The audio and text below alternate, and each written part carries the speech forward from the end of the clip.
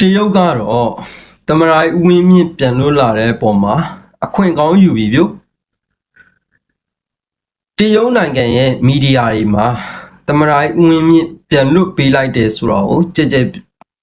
ပြန်ပြောနေတယ်ပေါ့ဗျာသတင်းဌာနတွေမှာဒါဘာလဲဆိုရင်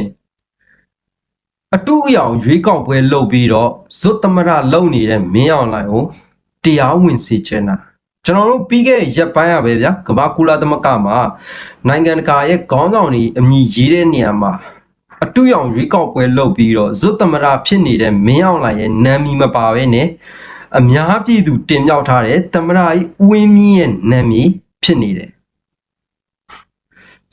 ပြောချင်တာဗျာကမ္ဘာကုလသမဂ္ဂမှာဇွတ်သမ္မတမင်းအောင်လှိုင်ကတရားမဝင်ဘူးပေါ့တရုတ်ကမင်းအောင်လှိုင်ကိုဘာကြောင့်တရားဝင်တဲ့သမ္မတဖြစ်စေချင်တာလဲဒါလည်းရှင်းတယ်ဗျကျွန်တော်မြန်မာနိုင်ငံမှာတဘာဝတည်ရန်ဇာတာတွေစီမံကိန်းတွေလက်ညှိုးထိုးပြပါဆိုရင်မြစ်ဆုံလိုကိစ္စတွေဒီလိုကိစ္စတွေကိုတရုတ်အနေနဲ့အခုလိုအာဏာရှင်စစ်အစိုးရမှာအချိုးချောင်ဈေးနဲ့စာချုပ်ချုပ်ဆိုခြင်းဒီလိုကိစ္စတွေမှာ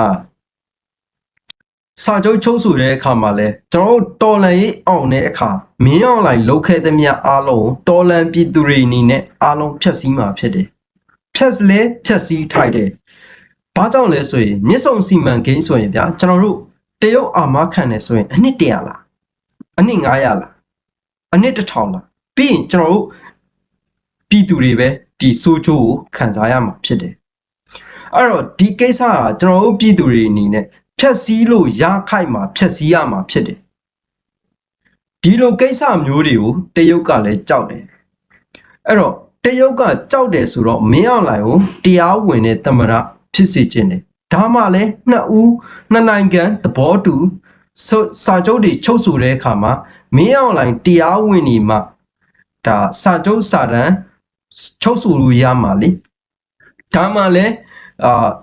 မင်းအောင်လှိုင်လုတ်ခဲ့သမျှကိုပြည်သူတွေဖျက်ဆီးတဲ့အခါနှစ်နိုင်ငံသဘောတူညီတဲ့စာချုပ်စာတမ်းချိုးဖောက်မှုနဲ့ကမ္ဘာခုံရုံးဖြစ်တဲ့ ICC တို့ ICJ တို့မှာတရုတ်နိုင်ငံအနေနဲ့မြန်မာနိုင်ငံကိုတရားစွဲလို့ရမှာ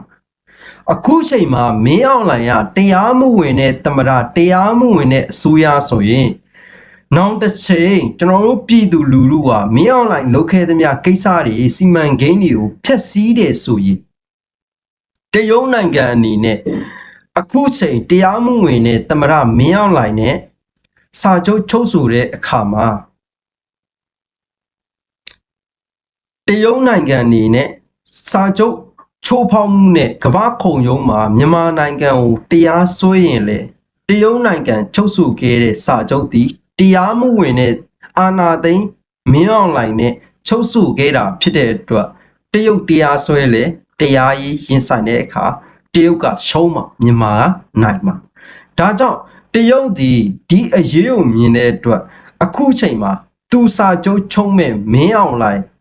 သမ္မတအစိုးရကဒီတရားဝင်စေချင်တာ